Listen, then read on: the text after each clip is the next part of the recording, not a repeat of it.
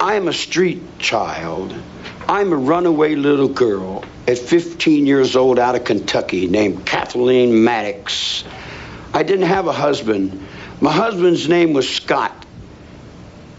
And he married somebody else and went down the road, and she went to Cincinnati and had a guy named Charlie Manson. I was born 11/11/34, Veterans Day, and my grandfather, my granddaddy was the conductor on the B&O Railroad out of Kentucky. My mother went to prison for 5 years for strong-arm robbery. Her brother had to deal a trick in off the street and put the yoke on him to get some money to eat. And she went to prison, and I used to visit her in the prison visiting room.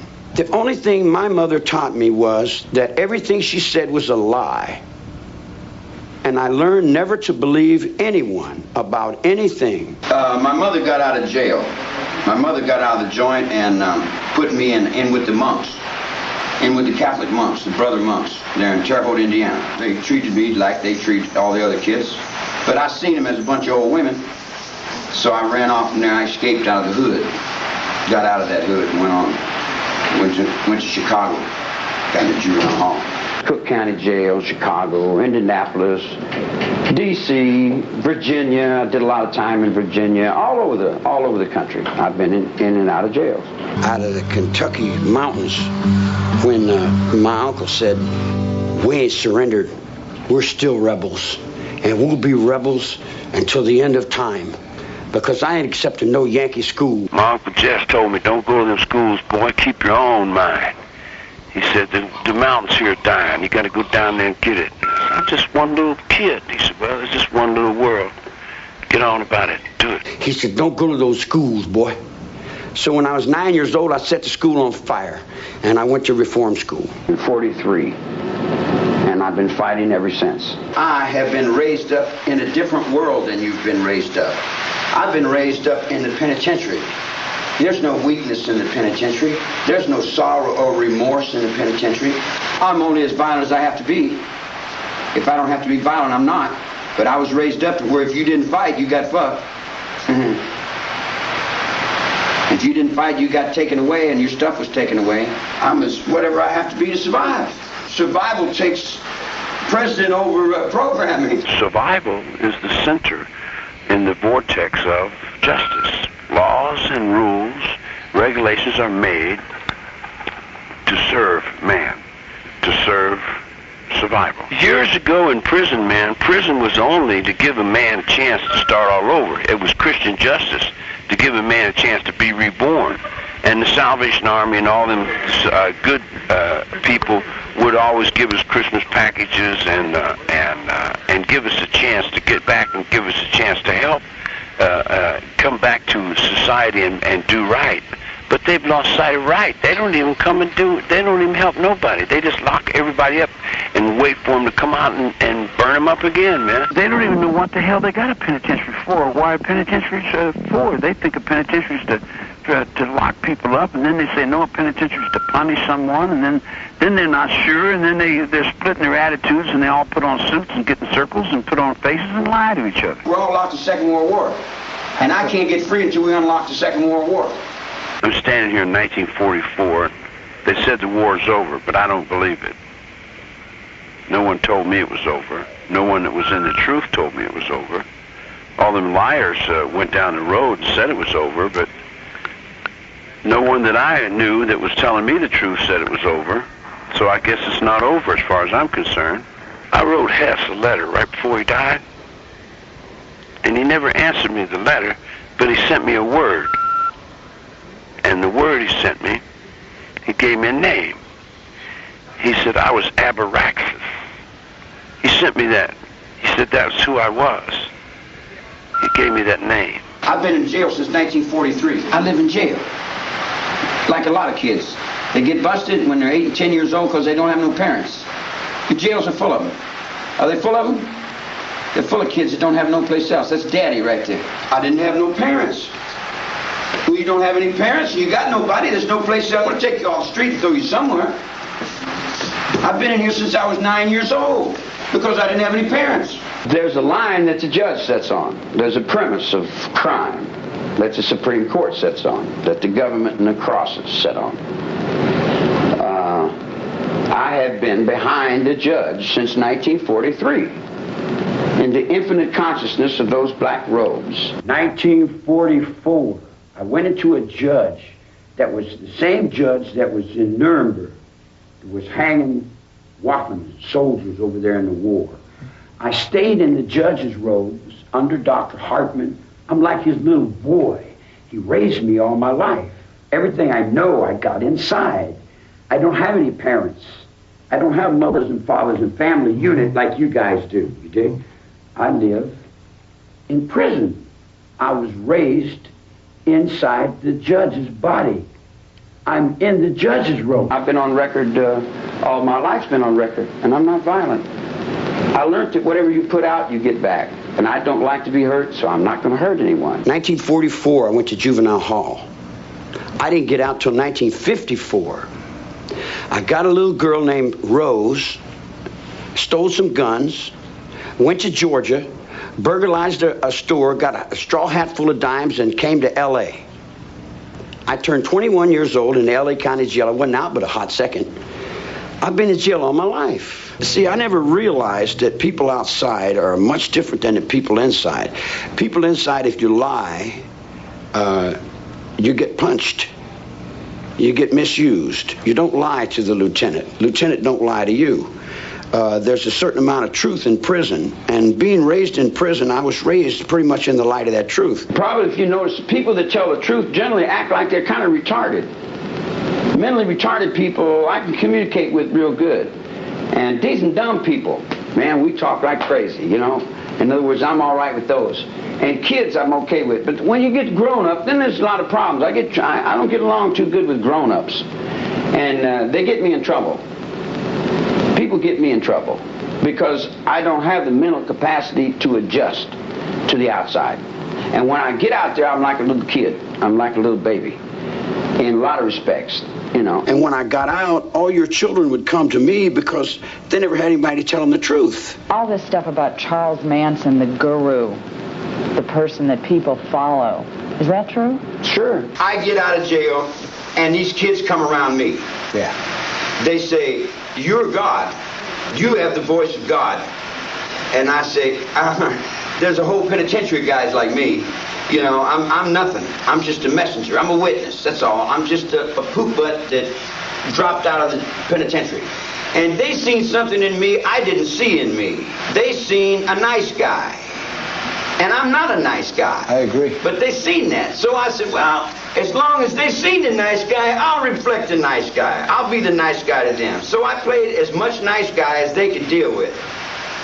And I held the line of nice guy. And I looked out for everybody, and I gave them places to stay, and I kept all the other not-so-nice guys off of them. Because I like the kids, because I can identify with the kids, because they didn't have nobody like I didn't have nobody. Right. So I kind of identify with that balance, Dick. So they come by, and we sing songs, and we were all singing together, and they say, wow, man, you got a different kind of voice. Call it Jesus, call it Muhammad, call it Boogie Bops, call it Nuclear Mind, call it Blow the World Up, call it Your Heart, call it whatever you want to call it. It's still music to me. It's there.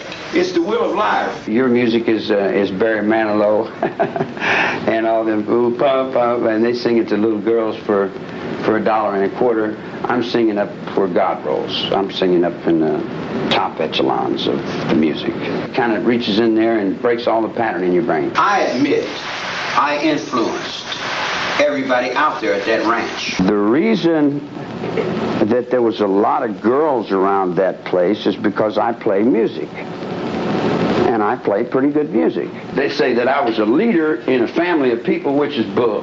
That's bunk. I had a lot of friends because I play a lot of music. A lot of people like my music. And we were all friends. There was no such thing as follower, leader. There was no leaders or followers. There was just people, intellect, intelligence. There were people, intelligent life forms. And all the girls sang in the music group. And all the guys played in the music group. It had nothing to do with a cult. It was a music group. We played a lot of music. We wrote, we did a lot of things, but we lived today. We lived in the day and the now. You had them thinking you were Jesus Christ. How did you do that? just being myself. All men are Jesus Christ. Life is God. All life. Bugs, birds, trees, everything that's alive is God. The sun is God. But we've got God over here on a cross. We've got a dying man over here on a cross, and we're all kneeling down hoping that if we die, there's a better place somewhere else. Well, you got a whole bunch of people hoping that they die creates a hell of a big energy. And I call it a death wish. It's mother's death wish. It's what everybody's going towards dying, like the Vietnam War when they wanted to blow the world up. So if I'm standing out in the middle of the desert and I get out of jail and I see the desert's dying, the bees are dying, the birds can't live, the trees are dying, the smog is killing everything, and I say, wow, where's my life on this planet? Can I survive on this planet Earth? That's what I'm working for. I'm working for my survival on that piece of dirt. It took me 20 years to get out of these damn penitentiaries, to get down on that ground. Now that I'm on that ground, I'm thinking about surviving on that ground. I don't care about your society. I reflect the will of God, son. You can have anything I got. Susie followed me around, and she was always trouble. She would steal, she would lie, she'd do all kinds of crazy things.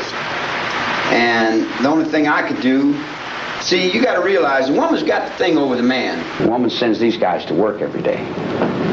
The woman puts it on the road. All she's got to do is call the police, and they'll lock me up for her. So all these cops work for the woman. It's like the guy coming, he says, I'm taking this broad here. He said, I'm the man. I told him, okay, be my guest. He said, I'm taking this broad. I said, okay. He said, come on. Susie jumped up and said, you put your hands on me, be the sorriest day you live. He turned back to me and he said, tell this broad to go with me. I said, I don't tell that broad nothing, man. He said, why? I said, if I tell her to go with you, she'll have to put me back in the penitentiary. I'm not going back to jail for you.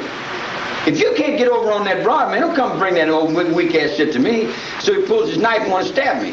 And I said, it's kind of silly, ain't it? You know, you can't get your balls out of that broad, so you want to come get your nuts out of me. Man, let's go back to your mother and find out who took your balls. I didn't get your fucking nuts, man. And I'm hiding in behind his guitar, and he's stabbing at me, Dick. So every time he stabbed me, I cut him a little bit. And I said, man, you're only cutting yourself here, man. I got no bad going against you. What do you keep stabbing at me for, man? You trying to prove something to yourself? Go look in the mirror, man. I have nothing against no one unless they got something against me. You come up and you say hi. I say hi. You say, I like you. I say, well, I like you. You say, well, I don't like you. I say, well, I don't like you. In other words, however you reflect to me is what I'm going to reflect back to you. I don't care what color you are, where you're from, or what you're doing, what race you are. If you like me, I like you. If you don't like me, I don't like you. You swing at me, I'll swing back. You dig? You cut at me, I'll cut you. What's it got to do with me? You want to be a whatever man is, you know what I'm saying? A man, I'm a lizard on a rock, man. I'm a coyote or a bug in the bushes, man. What I got to be, I don't live in that world you live in. I wouldn't, I don't have nothing to do with that world. I drove them Cadillacs through town, you dig? I have 9 pockets full of money, looking around thinking, wow, what's next, That's a bigger jail than the one I'm in. Your lifestyle has got you thinking crazy. You support yourself. I got figs over here, I got raisins over there, I got pine nuts over there, I got pockets full of everything you can eat, I got all I can eat, and where I'm laying down is where I'm sleeping. It's only real to the people who work for it. The people that don't need to work for money, it's a monopoly game. It's a game of paper. It's all on paper. I've got a production company, and I've got a recording company, and I've got a mansion in Beverly Hills, and I've got Rolls Royces and Ferraris. I've got everything money can buy, but it's all on paper. I've had all the money in the world 3 times. I had to give it back to keep the game going. What did Tex do? He came to town. Here's a yokel coming in Hollywood. He got a pocket full of money and a pickup truck. He got in with them fast girls, and they took everything he had. And he's running around with that pickup truck. I look over the edge of my game, and I see that pickup truck. I want that pickup truck. He said, I want to join. Can I come and live up here with you people? And I said, can you come up here and live with us? And he said, yeah. I said, can I have your pickup truck? And he said, yeah. So he gave me the pickup truck. So I felt responsible for him. So I let him clean the barn out. I let him do little funky jobs around, see? I'm walking on one road, he's walking on another, and he's looking, and he's seeing what I'm doing, and he's gaining strength inside of himself. When I show you something once, you know it's there. You've seen it. It's in your soul. It becomes a part of you. When you peak the peak and you touch the ultimate, then you walk with the ultimate in your soul forever, man. So he comes up to me and says, well, this guy beat me for my money. What should I do? I said, whatever you feel is right. Should I go get it back? I said, if you're big enough, go get it back. If not, sit down and forget it. He said, what would you do? I said, what is it? He said, $5,000. I said, well, it might be big enough to go get it. If you're big enough to go get it, go get it. So he went down and beat some broad for the money. The broad had beat him for his money. He just got his faith back, went back and beat the broad for her money. Then he comes to me, he runs and hides. They call me and say, where's my money, son of a bitch? Woo-woo. I said, man, I got that. I go check that to my door, man. Go down there and face it. Oh, they'll kill me. And he ran. Left me to face his responsibilities. You dig? So I take a gun, I have to go down there and I have to get nasty with people, dig? I have to put it in line. I have to say, look, man, I don't know nothing about no money. We'll burn that ranch down and kill everybody else. No, not my friends, you won't. You dig? I said, we went through a lot of changes, so I ended up shooting that dude, you dig? Then when come back around, he owed me one. If I face death for you, right. You dig what I'm saying? You owe me that. So then Bobby had some hassle, and I got in an altercation with somebody else over him, and there was some other bikers, and the cops were raiding us all the time. Tex went to pay the brother back. When he went to pay the brother back to get Bobby back out of jail, you dig what I'm saying? They said, we'll go get a lawyer. And they said, get a fucking lawyer for what? All the lawyers do is lie and take the money, you know? Lawyers are not doing anything but for themselves, dig? I said, you do what's best for you. You do what you feel is right. You do what you think is right. Now, whatever you think is right, it's got to be right. All I'm doing is I'm walking with you. I'm walking the line with you, and I'm holding the line with you. What you do is up to you. It's got nothing to do with me. I keep it off of me with motions and force fields, dig? In other words, I don't really get involved in that. When people come up to me and they ask me what to do, I say, you do what your love tells you to do. So they said, well, we'll make the murders keep on looking like it was keep on keeping on. You dig what I'm saying? So it jumped off into who was doing wrong. Who had the little black phone book from New York City that wasn't paying their debts over in Brother Recording Company. They came to the ranch, lady. I didn't go to them. They came to me. You're stealing my music every day. You're writing my songs. You're playing my game. When Brother Recording Company from the Beach Boys was taking music that was coming out of the penitentiary and singing, in my room, I'll put out good vibrations. And then you come up on the set and you say, where's my money? And they say, oh, you don't have any money coming. I said, what you mean I don't have any money coming? You'll pay me. Give me what I got coming. Don't give me no more than what I got coming, but pay me what I got due. And they won't give me my dues. When they broke their words, I'm talking about Melcher, when he broke his word, he didn't do what he said he was going to do. I said, okay, you don't give me my dues. I'll call New York. Bring it back to your disciples. I ain't got no fucking disciples. Bring it back to the kids that thought you were a nice guy. Did you ask them to die for you? Would they die? Sure. That's basic Christian philosophy. If you're not willing to die for something, then you're not willing to kill for something. If a soldier puts his life on the line, he's willing to die for what he believes in, then that gives him the dispensation from God to take life for what he believes in. When you go to war against an enemy, you go to war for God and country, and you give your life to that cause. So that night they were going out to fight the war. They were going out to fight the war. Did you tell Tex Watson what to do? No. Did you tell the women to go with him and do what he said? Yeah, I told them to go do what Tex said. Yeah. Why? Why were you telling them that if you didn't even know what he was going to do? That's the line I was walking. And they said, how do we do it? I said, don't ask me how to do it. I don't want to be no part of no conspiracy. But however you do it and get it done now. If it don't get done, then I'll move on it. Do it. Get it done. That's your tactic. Guilt. To say that you stayed clear of it when you were responsible. I did stay clear. I did stay clear of everything. But they say you didn't because they were acting for you on your instructions. No. And under your influence. Well, maybe influence, and they might have thought it was my instructions, but I wasn't directing traffic, lady. I said, if you're gonna do something, leave something witchy. Just like I would tell you, if you're going to do something, do it well. And leave something witchy. Leave a sign to let the world know that you were there. Susan Atkins come home to you, bloody hands. Yeah. She says, Charlie, look what I did for you. Yeah. So I give you the world. I just killed myself and I give you the world. So, how'd you react? I say, you dumb fucking cunt, I already had the world. You just put me back in jail again. And that's what she did. She put me right back in jail. They said you asked, do you have any remorse? Yeah, I did say that to him. I said, you have any remorse for your actions? If you're going to go to war and you're fighting your enemy and you kill him when he's afraid, you know, it's a bad omen. It's bad. And I seen a guy sitting on the couch.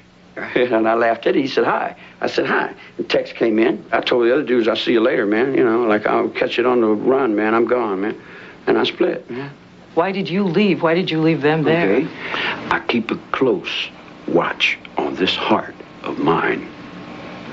I walk a line. You knew murder was going to take place and you weren't going to be there. I don't think about murder. Is that why you left? No, that ain't why I left. I left. I don't know what I was thinking. I left because I left. You knew nothing about it. I didn't know. I did not know. The women I got, I don't got to tell them what to do. If I got to tell them what to do, I'll set them up on the highway and get them away from me.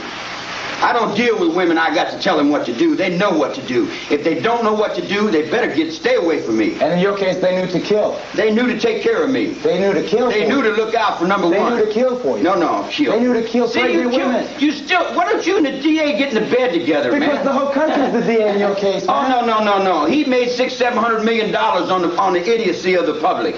And you left a bloody trail around No. You and who else knows what else you did? Whoa, I said, you haven't seen the bloody trail yet. You haven't seen the bloody trail yet. What do you mean? Oh, it's been worse than that. You think, them 9 was just the first little marbles in the bucket.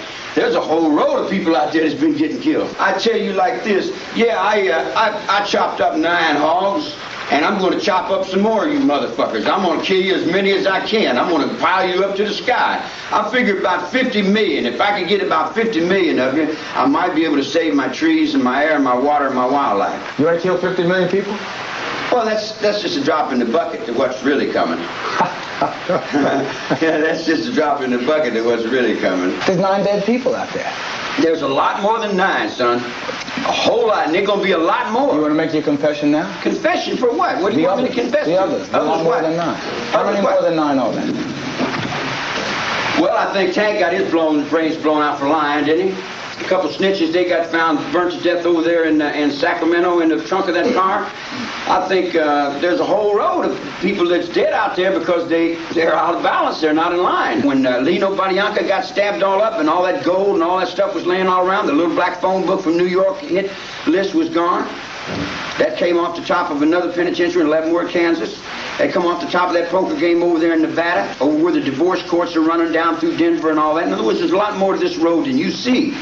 See?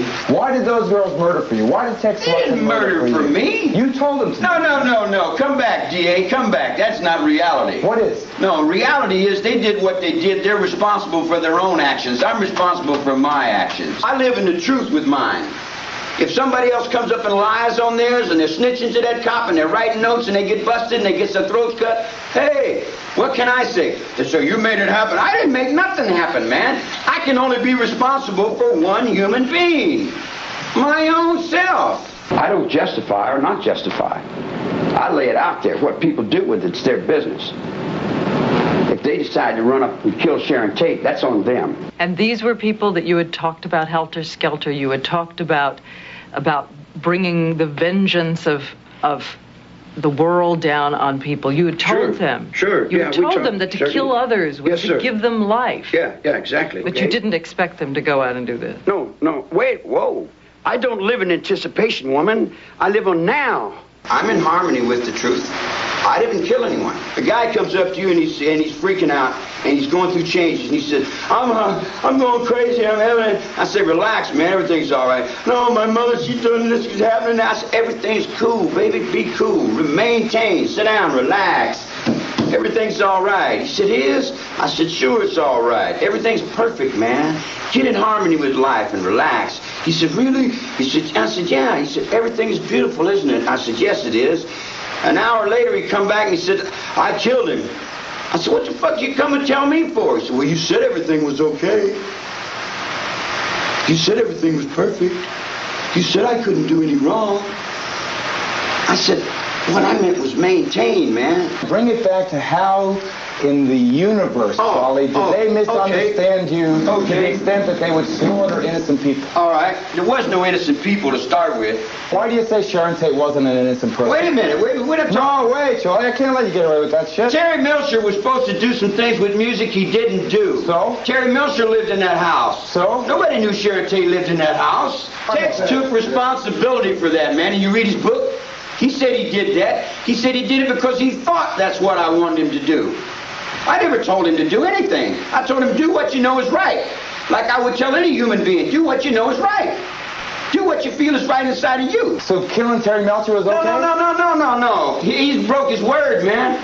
So you went looking for him? I didn't go looking for anyone. The girl no. See, there again, you don't understand it. For years, you were the personification of everything evil, everything rotten in this country. Yeah, you dumped it all off on me. I was your goat. We believe in symbols. Jerry Rubin, A.B. Hoffman didn't do a day. But they were the ones that were saying, raise up and kill your mom and dad, kids. Leslie said, yeah, I killed her. And he said, why did you kill her? I said, I killed her to stop the war. Said, what did you think about when you killed her? Well, I said, at least you won't be sending your kids to war. Everybody jumped up, man, and tried to change this damn thing. Everybody screaming for change. Everybody begging for change. All the Jane Fondas and the Joan Baez's and all the Beatles and all them guys were all talking about love and peace and understanding. But then when it came time that someone had to do something about it, then the children, they said, do it, children, do it in the road. So the children jumped up and did it. And who did you blame? You blame some poor old hobo on the road. I'm a hobo out here on the railroad. I ain't got no aspirations to do nothing, but I know, I see, I'm aware, I understand.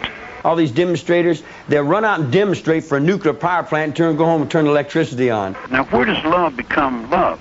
Is love only love if it doesn't go in the battlefield? Does love put on a uniform and take up a gun and go into war for its country? Is love a retired veteran that limps around and wheels in a wheelchair and his guts are in a bag because he fought for his God and his country? I mean, where do you draw the line on what love is and what love is not? You go to the graveyard and you look at all the martyrs of the heart and all the men that have given their lives for God and country, and then you come up and say, well, where did Charlie go wrong? Did Charlie go wrong?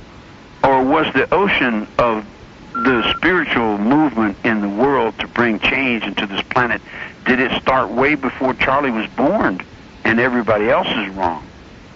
And could you say that Hitler was right, that when he got out of prison he woke up that everybody was buying and selling life and there was no one there? It was just a bunch of hamburgers in the butcher shop, a bunch of meat hanging up, because the United States can't even kill their own cows. They got to import people to kill the cows. They don't have enough fucking soul to change and help their own children. They can't even forgive their own children.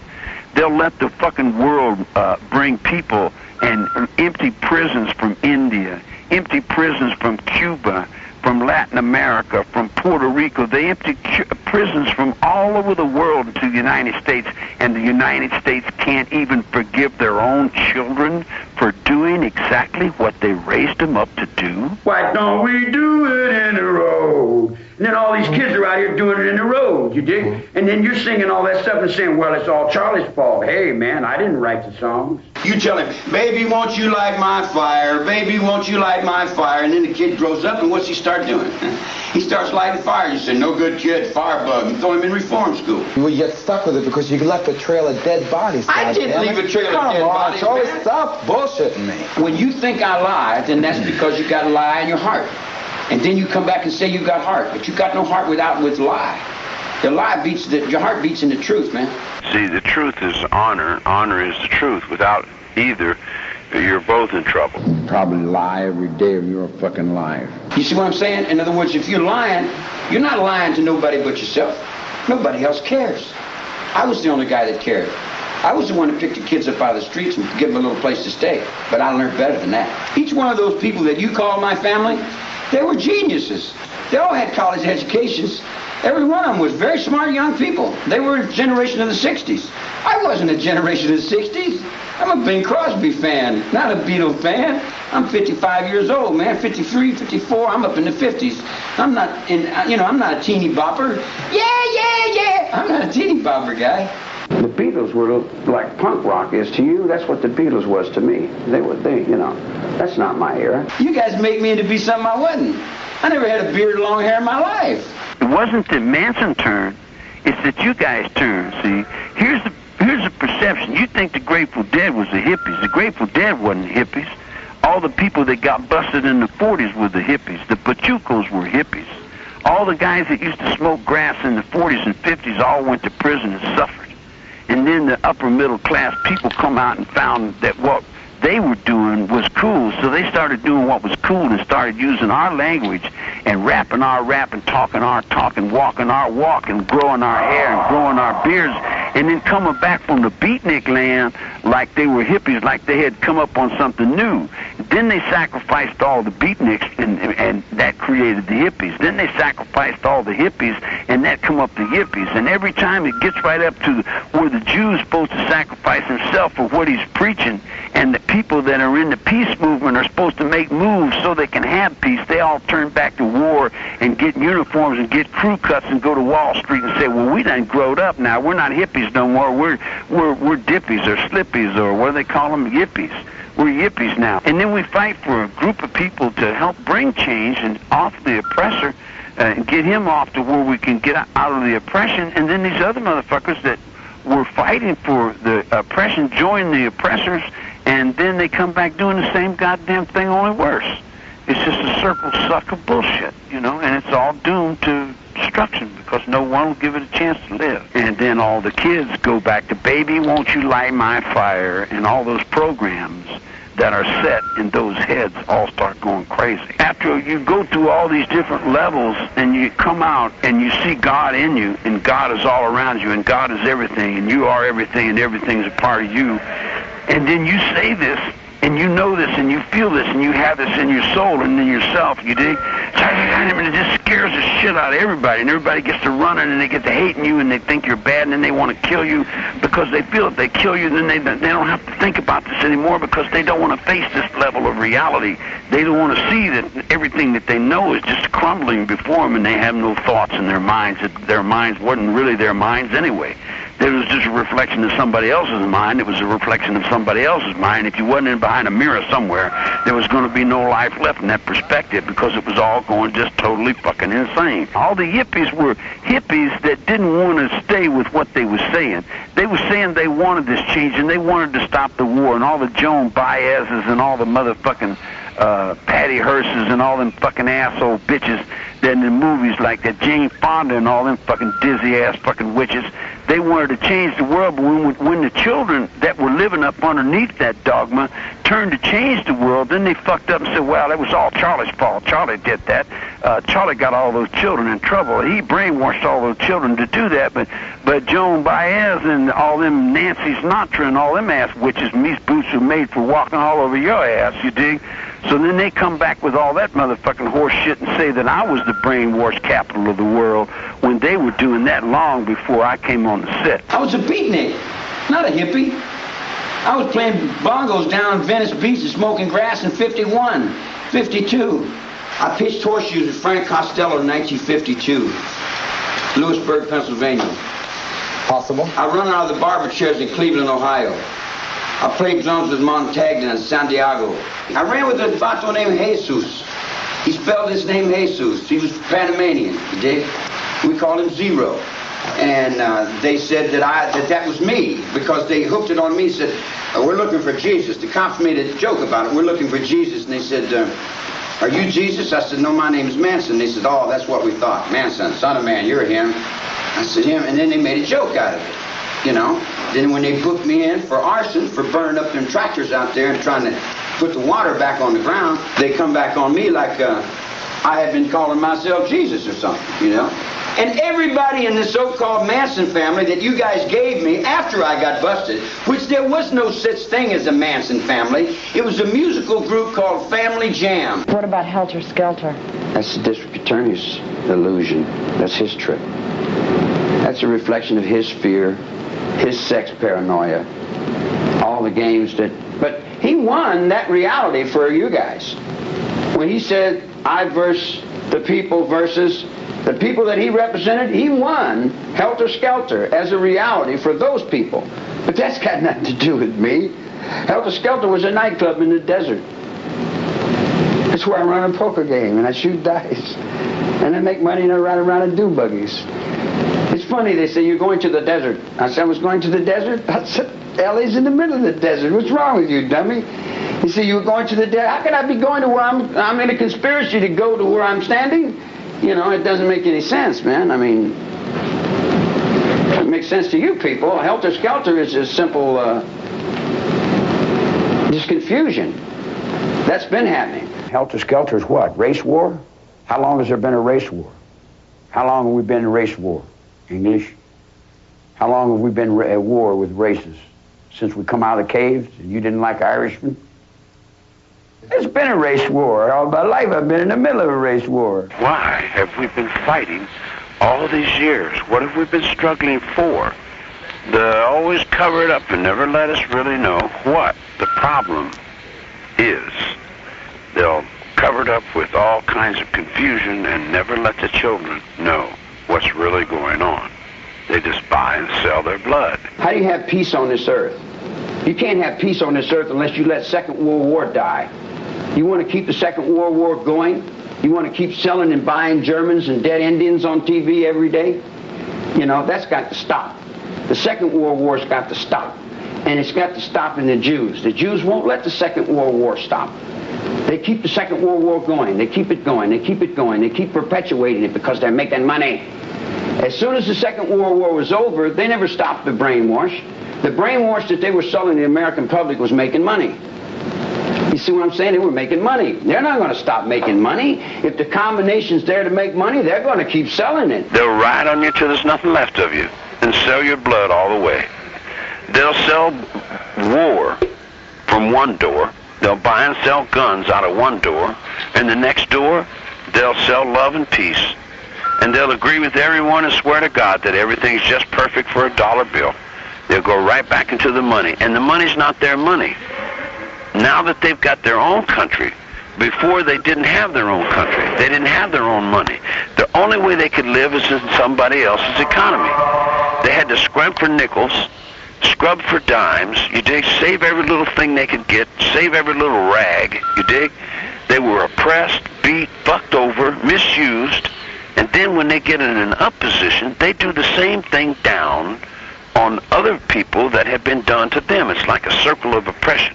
People become oppressed going one way, and then when they come back, they get oppressed going back the other way. They'll sell it all the way till I'm in the cell with a guy named Millman, Jerry Millman. And he's got pictures of Hitler and Japanese and things all. I said, boy, Hitler must have been a hell of a guy. He said, Hitler was terrible. I hate him. I hate him. I said, why do you hate him? He said, I'm a Jew.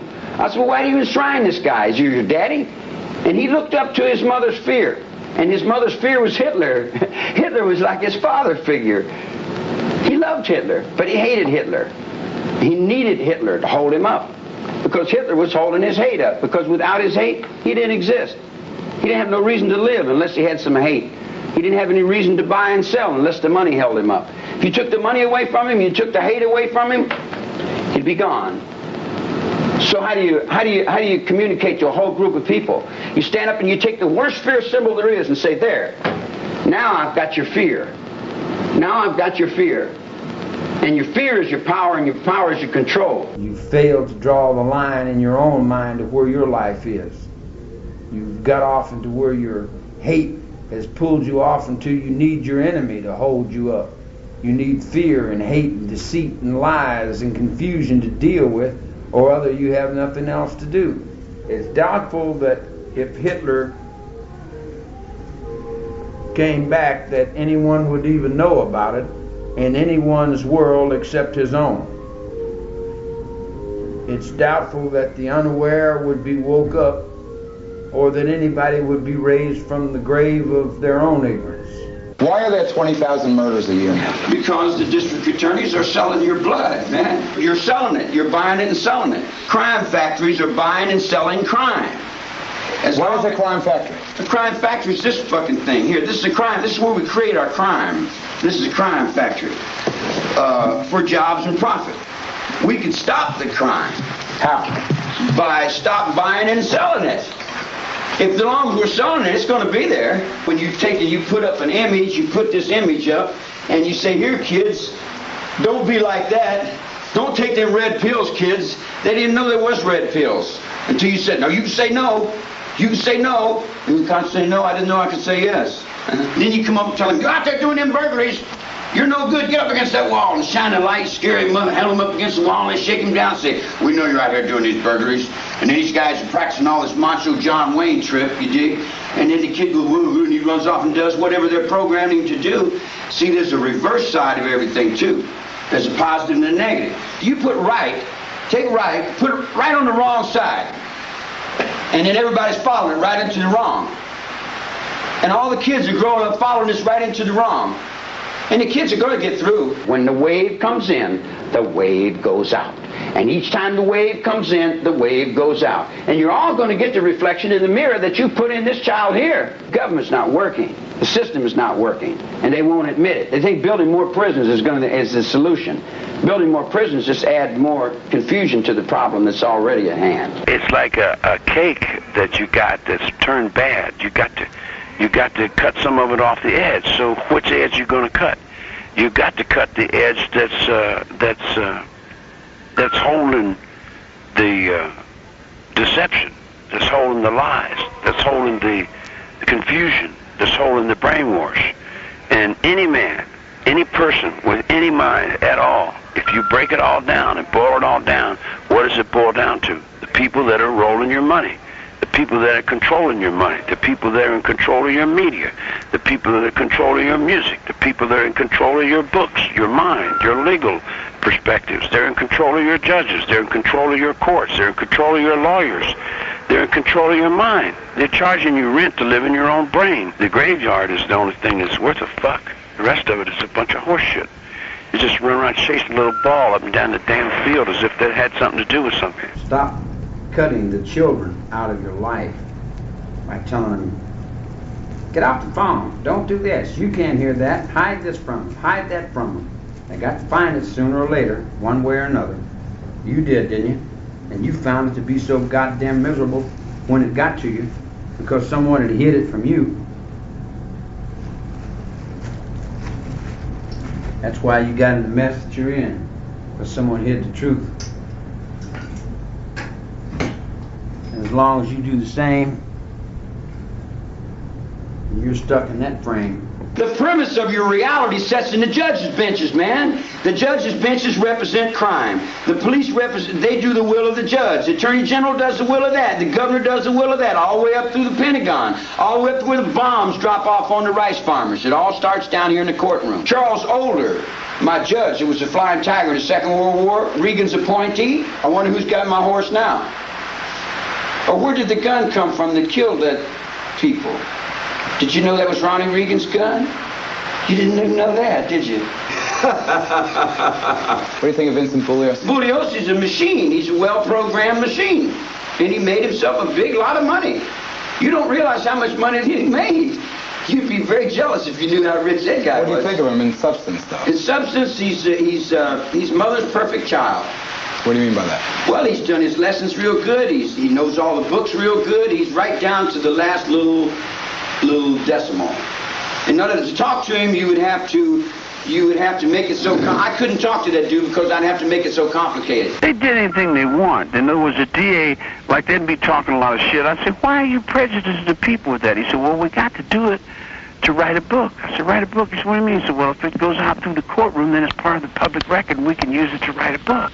All them lawyers were doing it, were writing books. Every lawyer there wrote a book. Witness to Evil, Five to Die, Susan Atkins' Confession, Helter Skelter. Everybody there wrote a book. They wrote The Family, all them other books that they wrote, Garbage People. All them lawyers wrote books. And I can't get the right help because when I tried to do it, that Emmons run off and wrote his own book. Then he said it was Manson in his own words. It wasn't my words. It was his words. And I've known him for 17, 18 years. And then he got a little bit from other friends of mine.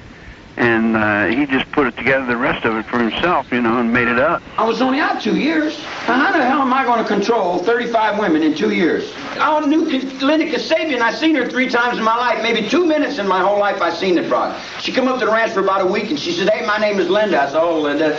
She said, can I stay here? I said, can you stay here? She She said, I'd like to live at the ranch. I said, I'd like to live at the ranch. She said, well, can I stay here? I said, can I fuck you? She says, yeah. And I put my hand up her dress, and I said, yeah, okay, you can stay around. That's the biggest thought in my head was getting at her body. I wasn't thinking about sending her down to be no troops about saving nothing or stopping nothing. If you want to believe what Ed Saunders said in New York and wrote, never even met anybody, and he wrote on the note calling the lawyer down there. The lawyer was feeding him information out the underneath and breaking all the laws and sending him the transcript so he could write a book like he knew everything and everybody, you know. You read a newspaper and you look on TV and then you come and you see me and you want to call me what they told you. And you know that 99% of that newspaper is for money, not the truth. You know that. When they're selling on the UPI and they're making it all over the world, there's a lot of bucks passing hands LA Times. When the district attorney puts the newspaper man right in his office, and then the judge comes back and says, where'd you get your source of information? And he says, I won't tell, because he was getting it from the district attorney's office to start with. But they'll make it look like he was getting it from my side. Then they'll put the gag orders on me and say I'm incompetent. I knew what happened. I could have defended myself, and I could have walked out of the courtroom. But they didn't want to do that, because Nixon would have lost his thought. Here is a man who was guilty, directly or indirectly, of 8 murders without reason. Here is a man yet who, as far as the coverage was concerned, appeared to be rather a glamorous figure. I'm guilty of, what am I guilty of? I'm guilty of thinking that I had rights in a courtroom. That's what I'm guilty of thinking. When my fathers died in all them other wars, I thought, man, I'd just stand in the courtroom and tell the judge it'd be all over in 15, 20 minutes. I'm busy, I got some appointments. And it started making money. And when it started making money, whoa, money takes precedence. They're going to put me down on the ground for the money. But when you go to court, they need a conviction. They need criminals, man. They need people to lock up in cages. If they didn't have people to lock up in cages, man, they wouldn't be able to sell more fear to the public. And they sell more fear to the public, and all them old women, they love to buy that fear. The guys you're trying to make me into is impossible. What you're doing is you're creating a legend. You're creating a beast. You're creating whatever you are judging yourselves with into the word Manson. And that's not me at all. Move on in that dishonest madness that the money pays to perpetuate. I'm not Richard Milhouse Nixon. I'm Charles Millis Manson. It's the same thing Jesus Christ told Pilate, man. He said, you're blaming me for your problems. You're trying to put the blame over on me, and it doesn't fit. They want to blame Manson for being the father of their children. The president of the United States is supposedly the father of us all. He's supposedly the leader of... Well, you convict me for the leader of the family and then give Nixon immunity? You know, he killed a lot more people than Charlie did. You know, if Charlie was capable of doing something like that, wouldn't he be better in the White House than Nixon? Nixon wasn't capable of doing nothing but running faces and getting elected like he was doing something. The office is still there. You just keep changing faces with the same old monkey as if you didn't know we were all living in a zoo. Did you think the children don't know? They can't wake up and see that this world has got to change or there's going to be no life left. So the older people don't want to make room for their own children in their own minds, and they would rather give it to some foreign corporation where they're selling their 10-year-old pussy in Hong Kong on the street corner and then buying and selling drugs from the generals and the military in Cambodia, and they want to be the leaders of some Indian in the rainforest. You've jumped over on the Indian's land, and now you want to know what justice is. Go and ask the Indian where his mind is. And they just keep pouring them over here from Europe on him. Now you got all the Orient coming over here. And what does that do to the reservation? Where's that guy? Does he have any rights at all? Where's our rights? Where's our honor? Where's our world? I got it. Down here at the bottom. There's nobody home. The light's on. The radio was playing, but it's still playing. I can still hear 1944.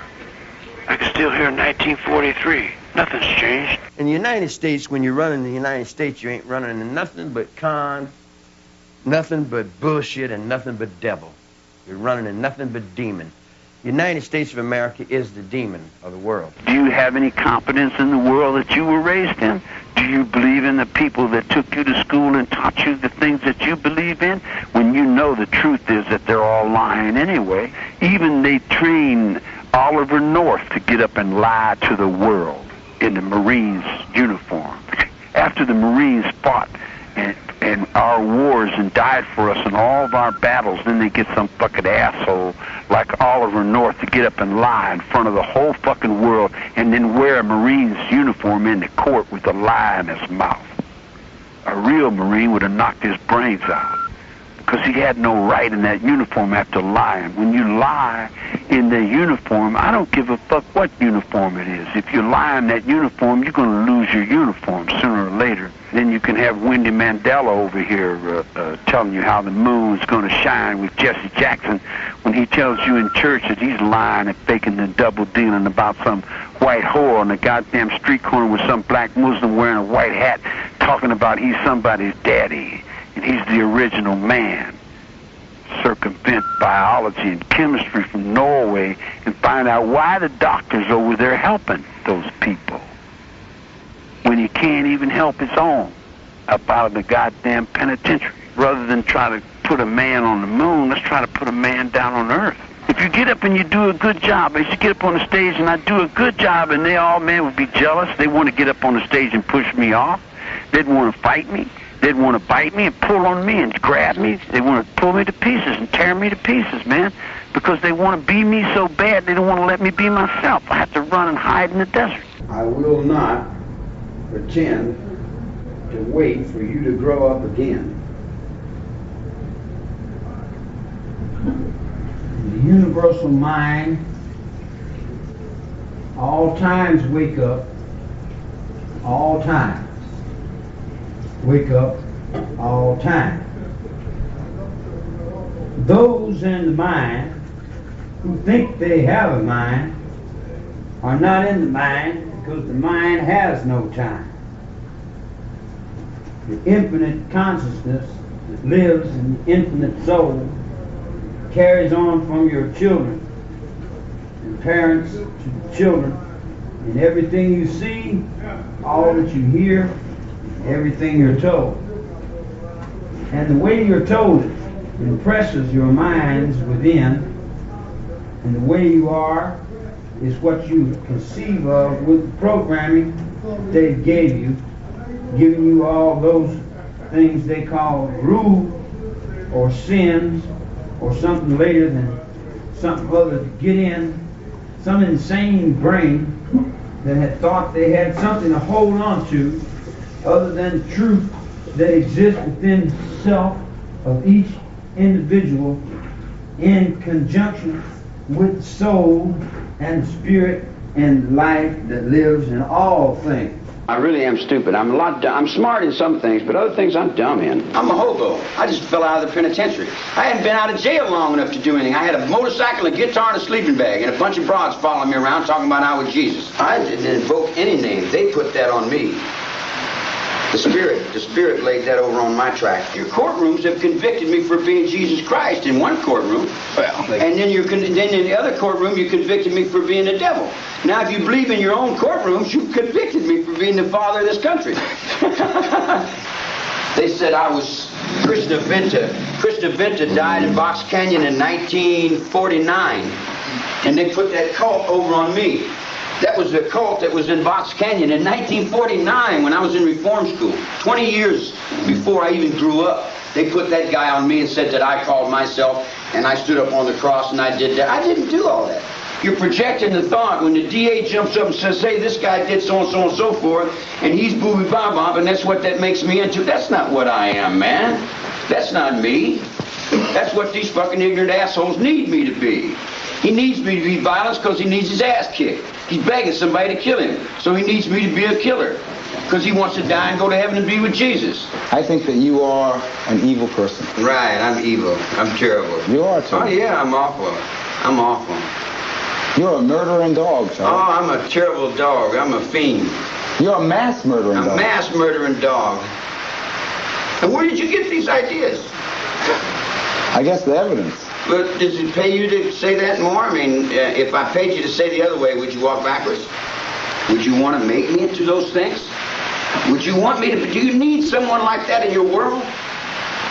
That's your judgment now. The judgment you're making on this mirror, man, you got to carry.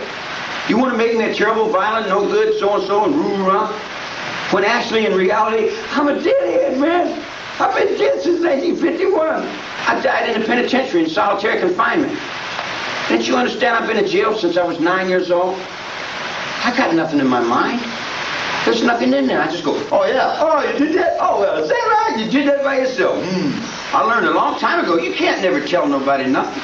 And you can't judge nobody else. There's only one person you can judge. I judge me. You have to judge you. I'm whatever you need me to be for you. And whatever you make me is what you'll carry the rest of your life and forever. You want to see me look in the mirror, tramp, but minus all that confusion you got in your mind. Is Charlie Manson crazy? Well, whatever that means. Sure, he's crazy as mad as a hatter. What difference does it make? You know, a long time ago, being crazy meant something. Nowadays, everybody's crazy. The world of madness is a lot bigger than the world of sane. Sanity's a little box that you walk around in. Sanity's a little world. Insanity's the universe. And if anybody cares, they're considered crazy. I've been 15 years in the nut ward for trying to stop the trees from being cut down, from trying to rearrange a lifestyle of a bunch of people who don't want to change. But they're going to change because the cold wind is blowing. You're going to change or there's going to be no life left on the planet Earth. And then there's a bunch of little people that are always trying to play act some sort of importance over the truth about what is rolling on the planet Earth now. I have an organization called ATWA, rolling now, trying to redeem life on the planet Earth from the people that destroy it. Since the Europeans came to this country, they have cut all the trees, they have butchered all the lakes, they've destroyed all the creeks, everything's turned into cement. They're tearing all the rainforest down. There'll be no wildlife left on the planet Earth. Years ago, we could cut down trees, and we could afford an exuberant lifestyle. We can't afford that no more. We're running out of atmosphere. We're running out of water. Our water's becoming so poisoned and so polluted, we're not going to be able to drink it. The trees are being cut down so fast, lumber companies are just... The United States is owned by foreign corporations. Nixon opened it up for foreign trade. And when Nixon opened up for foreign trade, the people of Europe and the common market and Spain and different places, they don't care about the United States forest. And in short, the United States has been sold out by people who really don't care for anything but money. Poor people, the people without education, don't have a chance because we've got all those people from the European markets that our government has sold out to. They've given their companies away to Taiwan, and they've gave their company away to Korea. They've gave their lumber companies to Reverend Sun and Moon. If you cut those trees, your children are not going to survive. And the man said, well, let them worry about that. I need the money now. They won't give no rights up in their courtroom unless they're scared of you, unless they're afraid of you. If they're scared of you and they think, and you're big and you're bad and you're tough and you got guns, they, oh, well, we love you. You're just a wonderful human being. But if they're not afraid of you and you're poor and you're honest and you're truthful and you got honor, all the honorable people are in the graveyards already. They don't have to worry about no honorable people. They're all dead. How in the hell can a poor old honest hillbilly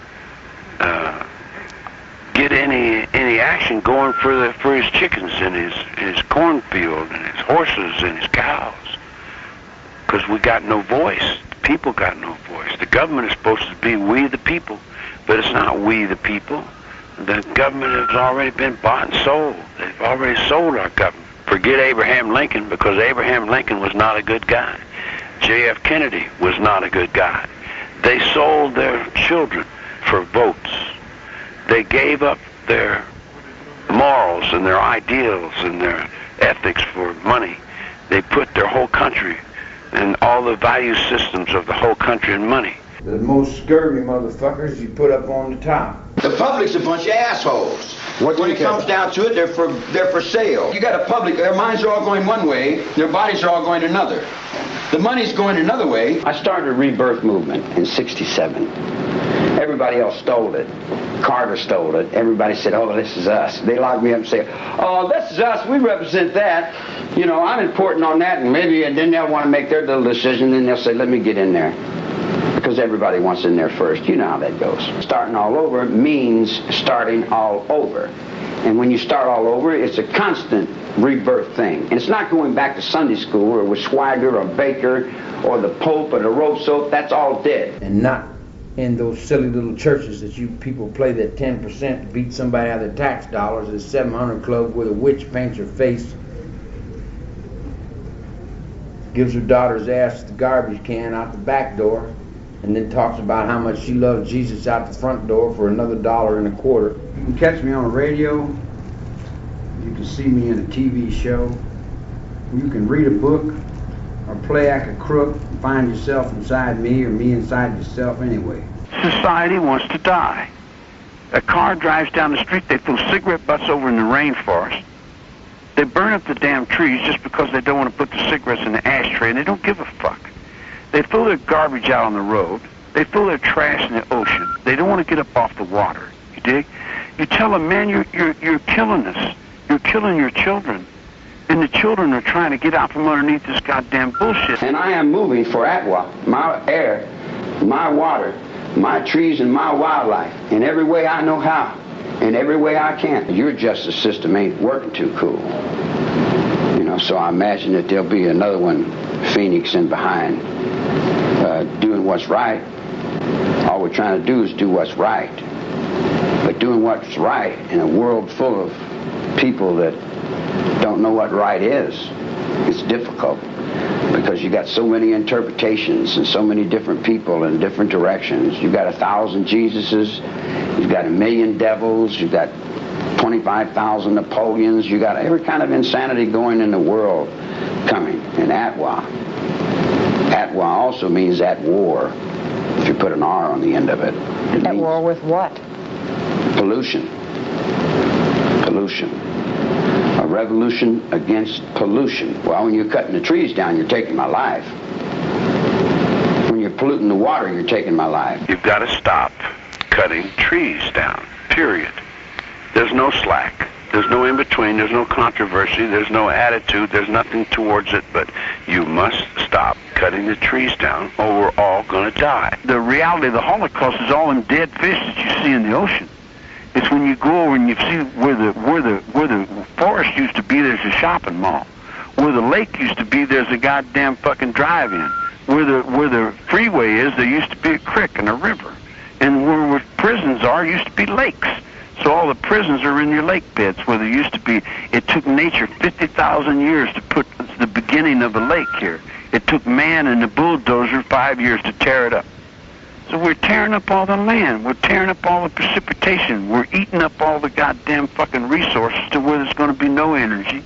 No energy left, no resources left, nobody left. Man, you're all a bunch of doomed assholes. All you motherfuckers are killing yourselves and you're killing everything around you with the shit you're doing. You're overindulging in the resources. You're dumping all that shit in the water, that pollution in the water, soap in the water, slop in the water, bleach in the water, all that shit you're putting in the water, man, it's got to come back to you in your drink. You got to drink that shit. A dog got better sense of pissing their own water. You got 10 million people pissing and shitting in the goddamn water. It's not a question of whether you want to fix the water. You've got to fix the water.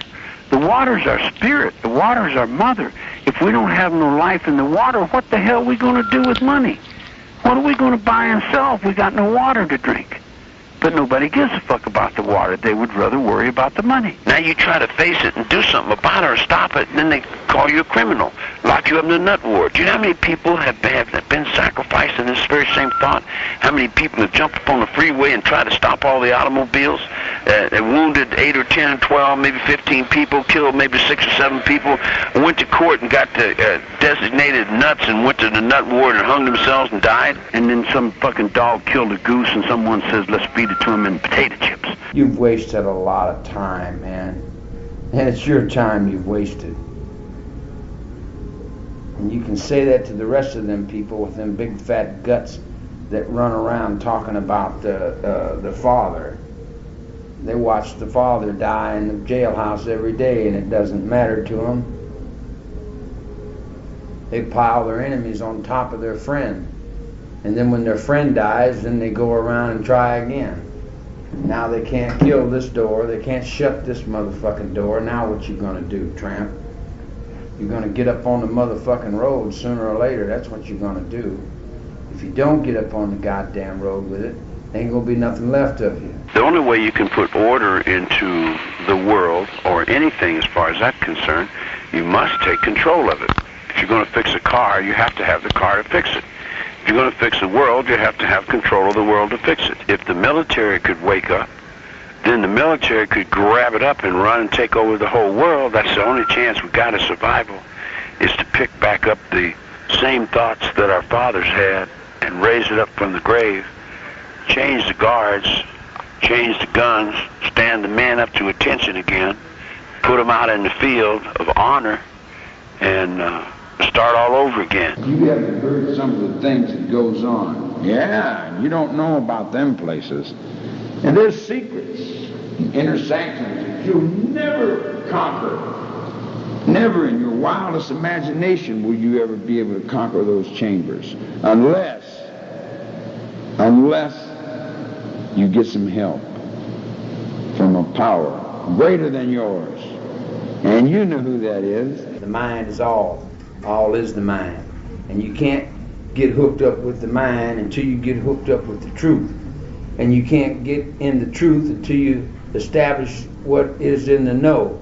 And being in the know is being in the truth. And if you're not in the truth and you're not in the know, then how in the hell are you going to write somebody in a book or a paper and tell them something other than what you've been educated to program your fucking brain to, man? There are levels of awareness. And all the masters of the world, like the Lama and the Booby Bops and all them guys, they say there's only 7 levels. But there's 8 levels of awareness. And the 8th level is that you don't tell. You can't tell what the 8th level is because there's only one on it. I'm your king of this whole planet. I'm going to rule this whole world through Atwa. I want my trees put back. I want my water clean. I want my atmosphere cleaned up. What you do beyond that, I don't care what church you go to or what race you are, what color you are, what booby gobble and all that nickel and dime personal important trash head stuff. I don't care about that. All I care about is my air, my water, my trees, and my wildlife. I got a heart bow, mister. Yeah, I got 3 heart bows. Da da da da da da da da da da da. And I got the Lone Ranger, and I'm riding silver. What do you think of that, punk? You and your motherfucking Cadillac. You wouldn't let me ride. How comes you went over there on that end? What are you really doing? Who are you really? As you always hide behind people hiding behind the people that's hiding. Are you somebody's maid? Or do you think that you were left in the shade and didn't have to get out where the afraid has to deal with all the things that all you fucking people are scared of? Insanity, because it laughs at you from behind your own eyes. Rubber fingers or wooden heads, heads of lead, and said, if you don't work now to complete this mission, you will destruct. But if you wish to complete this mission and you endure to the end, surely you will be saved. In my Father's house there are many mansions. If it were not true, I would not have told you so. And it's just as true then as it is true now, as it will be true forever and ever and ever. I don't care what the Christians say. Jesus Christ is a reality. And you humans, if you don't get in line with that, because I got biology, and I got chemistry, and I got things beyond the nuclear mind. I won't blow it up. I checkmated that. I got all the bombs over here in the corner. I said, no, I'm not blowing it up.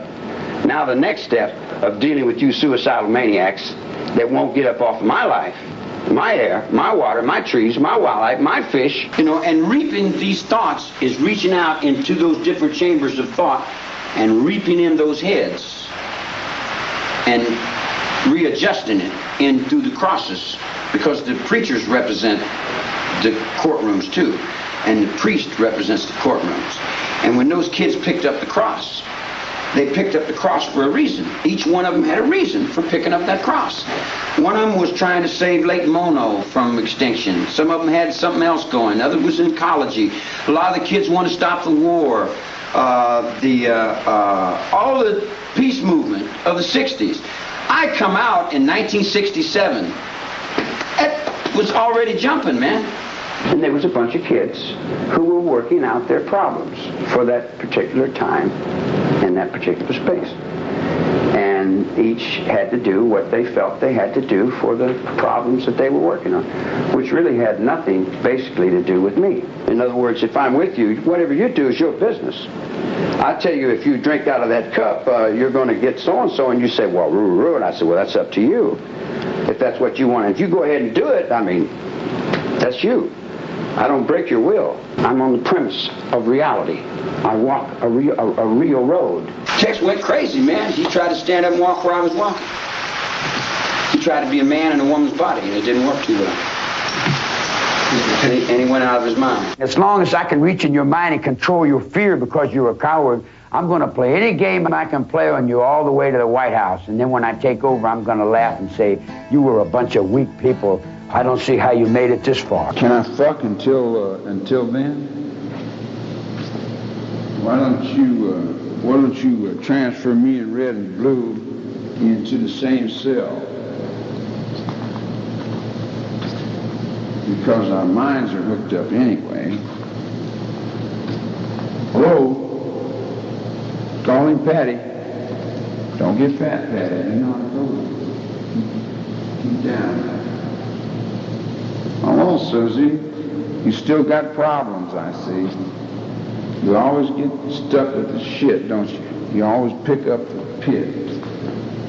Now, one of these days, Leslie, one of these days you're going to grow up.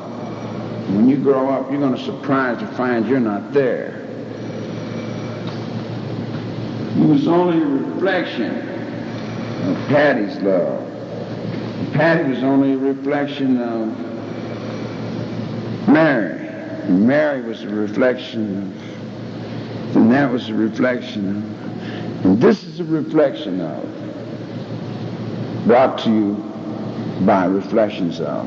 Right now you're coming up for parole. You have the right to come up before a parole board. Do you want to get out on parole? Parole for what? You give me a parole every other day. It doesn't give me my rights. While you would get Amnesty International to take millions of dollars from the United States to help prisoners out of jail in other countries, when you got political prisoners right here in the United States that you're overlooking, that you won't accept.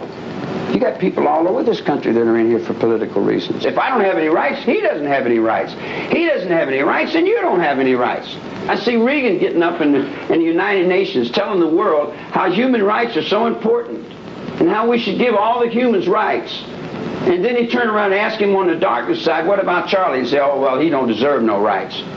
Well, if I don't deserve no rights, then who does deserve rights? I didn't break no law. But everybody's trying to crowd me down and push me down and make me into all these little things that they need me to be, and that's not me at all, man. That's not me. I killed nobody. I broke no law. I didn't even get to put on a defense, man. If I was guilty of something, and after all the pressure they put on me, and they put that medication on me, and all the doctors and drugged me up down the hallways and done everything they could do to kill me, I've had this whole country down on me trying to murder me for all kinds of different, everything they don't understand, what they don't know, what they can't realize. Every little insecurity they got, here they come, bringing it to me.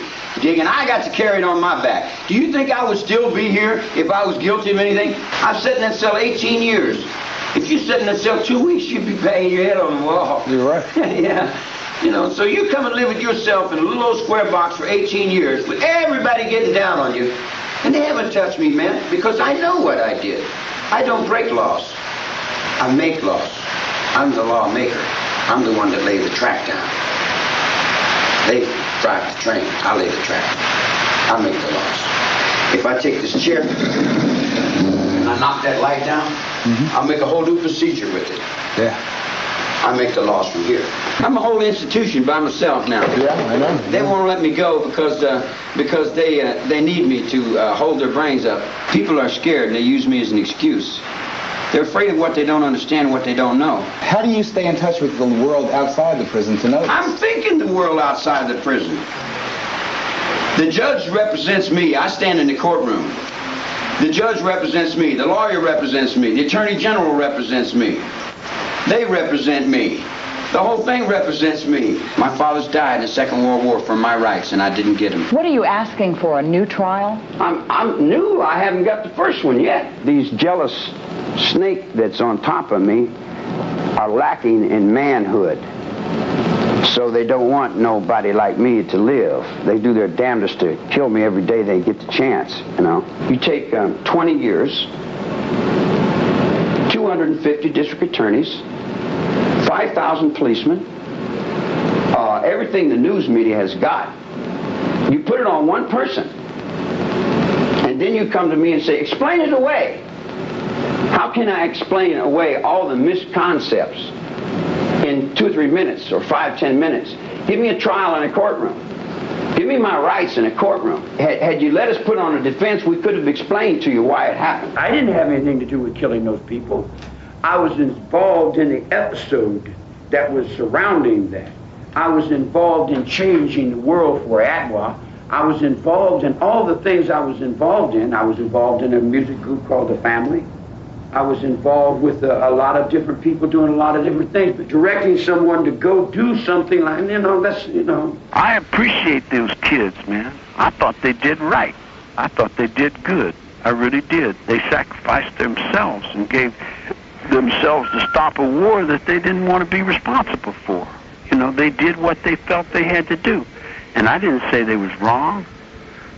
You know, I didn't judge them. I just walked along with them, man. I was their friend, and I was their brother, and I'm still their friend and their brother, you know. Guilt? To hell is that? I don't have any regrets. I don't, it's foolish to regret and think about something that it doesn't change. Nothing, you can't change anything anyway. I mean, how are you going to change yesterday? Yesterday's gone. You let it go, man. You don't hang on to it and drag it down the road in a sack. I see blood in here every day. Every day someone's getting shot, someone's getting cut, someone's getting beat. I've lived in that all my life, woman. That don't wrinkle up my forehead. You can pile 100 dead bodies up in front of my cell and it don't set me to do nothing. I don't know how to deal with this sorry thing, Guy. They keep asking me about this remorse thing. I don't have a mind that way. My mind is what works. I understand procedure. I understand war. I understand rules, the regulations. I don't understand sorry. I've been sorry all my life. I was sorry I was born, is what my mother told me. I've been at the bottom of this pile as long as I can remember. Everybody's had permission to bite any part of me they want to chew up. Do you feel remorse that every day of my life you tormented me with these idiots that you got holding me down? That you beat me and knocked my jaw out, you forced me medication, you've drugged me up down hallways, you hit my head on every chopping block in the state of California. You've poisoned me, you've done everything. I've puked blood for months and days, man. You've done everything you could do to get me killed, and then you turn around and ask me, do I have any remorse? I hurt. I've been beat with the leather strap. I'm sorry. I'm sorry because I'm hurt, or I'm sorry because, why did I get beat? I don't even understand why I got beat. I just got beat. Why am I getting beat? Why you got me in a cell? Why can't I wear clothes? Why can't I do like other human beings? Why do I have to be? Why am I into this? I'm asking all these whys to myself as you ask those whys to me. See, I don't have access to this phone like I should. In other words, I only got access to this phone just a little bit. And then when I do get on, then I got some monkey-headed motherfucker cutting me off all the time. The only only time I can get unhandcuffed is when I'm here with the media. I've been 20 years in handcuffs, if that makes any sense to anybody in this world.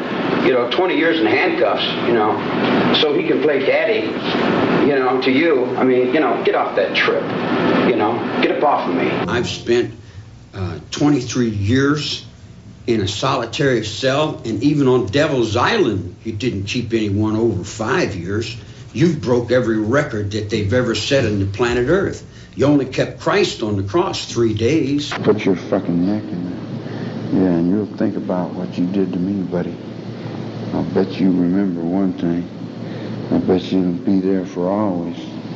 And it'll chase you until you get your motherfucking shit right.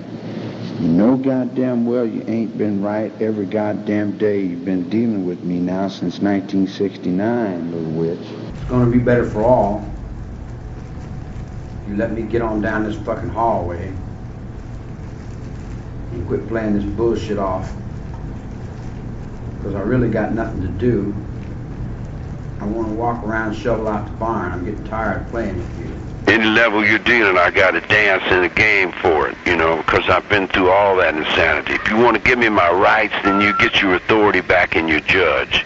If you don't want to give me my rights, then there ain't going to be no rights. And if you don't want any rights, that's okay too, because I never had any rights anyway. If you say something they don't want to hear, they'll lock you up in the hole and accuse you of scaring them. So all these fucking guys, all these people that work in the administration and the law procedure, they don't have any fucking idea what's really going on, because you can't tell them what's going on, because their minds can't even deal with what's going on. So you have to say, hello, Mr. Joe, how you doing? Sure, good today. How did you do that? Well, aren't you wonderful? You're just such a beautiful guy. You think, oh, I noticed you gained a little weight. How's the wife? You can't tell them that they're out there in the bushes just taking it off and doing what the fuck ever they want to do when no one's looking. You can't tell them that they're turning out books and matches and people are getting out and just setting this motherfucker on fire because they won't get right in the basement, you dig? And then when Rodney King jumps up and sues Gates, then Gates jumps over and says, well, at least we got Manson locked up. And he finds reassurance in me being destroyed every day. And he finds reassurance in cutting my fucking nuts off every day, like that's going to help him. He's cutting his own fucking stupid fucking balls off, ignorant asshole. They wanted to write me up and put me in the hole, and the guy said, well, what has he done? He hasn't done any wrong.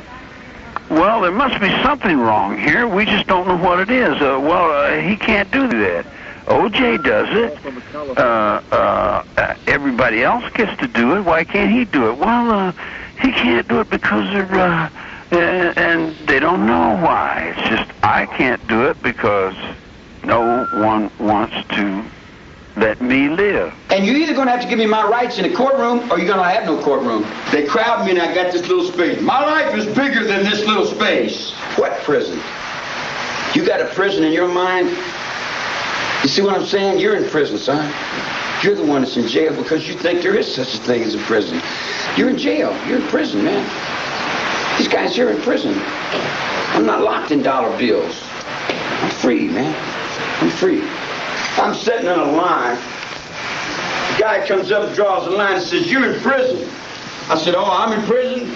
He puts up a big gate and says, you can't get out. I said, oh, I can't get out?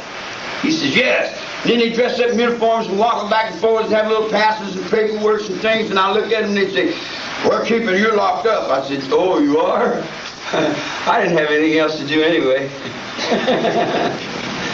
The only thing you got me locked out from is my guitar. And whoever got my guitar and whoever's taking my guitar and whoever's keeping my guitar, I swear to God, there'll be nothing left over that. Because I've earned that guitar 2 times up over your head, Chop Chop. They let me touch it every once in a while, but they don't want me to play. It's like everybody wants the attention. I don't want the attention. I just like to play music. I'm treated here differently on different levels. The first level is pretty good. The younger men they got a lot of respect. The fat ones and the ones that hide around the corner, they're sloppy and they lie and they're incompetent. But there's a lot of good ones. It's like any other place, man. There's good and there's bad. What do you want people to remember you as? Will there be any people to remember? Write me your epitaph. See, all that is in your road. I don't even live in that dream. Dreams of living and dying don't hold any substance. You come to the cell and you go in and you find Jesus or you don't. You either find Jesus or you run with the devil. And at night when I sit in that cell, man, I'm God. I'm up in them golden arches and I'm flying, man. And I go anywhere and do anything I want. I go out in the desert and I walk around. I did a crazy thing. I planted some fig trees. And I didn't know fig trees take 2 trees. Did you know that?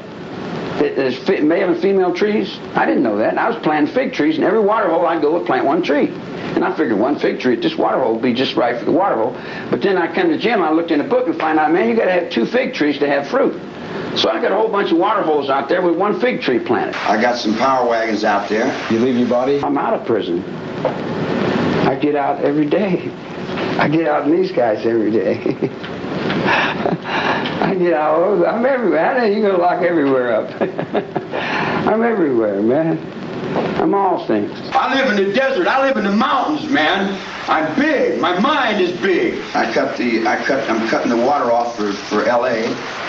Why are you doing that? Because you don't like L.A. They've been lying. See, here's the thing, New York. What's that? It's all right. I can understand the game.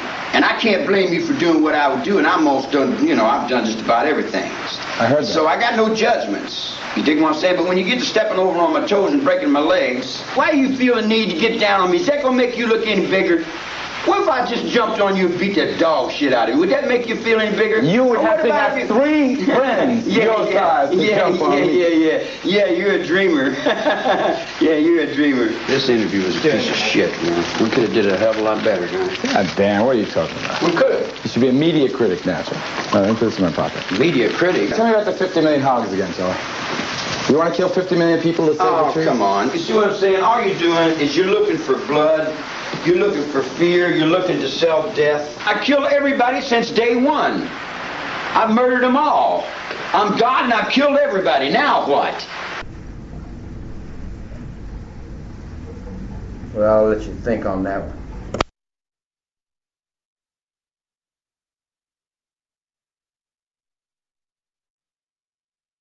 I'm over here in your mind. Did you listen to that? Yeah, I listened to it. What did you think of it? I don't know what to think of it. Elvis Presley was only the shadow that was playing up over somebody that was dying in a hole down in Brushy Mountain, Tennessee. Or someone that was over in the solitary confinement in you see what I'm saying? In other words, the real Humphrey Bogart and the real James Cagney are actors. I mean, the ones you know. The real ones, they died in here. In other words, we die so that you guys can play act us. In other words, we got to be the bad guys so you guys can be the good guys, you dig? But in reality, we know that you're not the good guys, that you guys are worse than we are. I got to carry the motherfucker while this fat sack of shit won't let me call my old lady. Let me use that trash can down there, unless you want to pass a rule against that. Everything I do, they make a rule against it, see? If I wanted a bucket of shit, they'd tell me no, you can't have, and they'd pass a rule, send no buckets of shit, man. No matter what I want to do, they want to keep me from doing it. No matter what I want, they don't like it. The ones that are not with me are not with themselves. I didn't break the law. I got some friends that killed some people, but my friends have always been killing people. I've got a lot of friends that are very terrible people to other people. I'm not your leader. I'm not your follower. Take the most holy man they got, you dig, and treat him as worse as they can. Degrade him, drag him through all kinds of shit, spit on him, cuss him, just do everything and then turn around and go to church and worship him on Sunday and think you're going to get away with it.